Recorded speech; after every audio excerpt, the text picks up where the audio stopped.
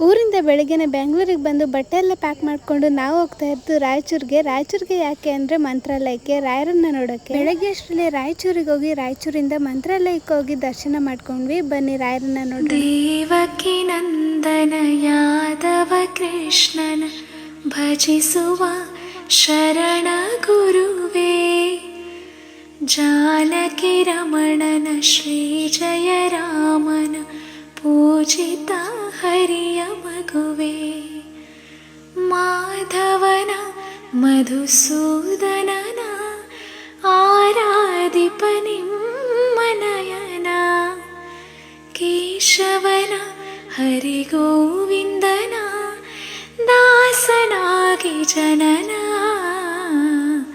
ಪೂಜ್ಯಾಯ ರಾಘವೇಂದ್ರಾಯ ಸತ್ಯಧರ್ಮರತಾಯ ಚ ಭಜತಾಂ ಕಲ್ಪವೃಕ್ಷಾಯ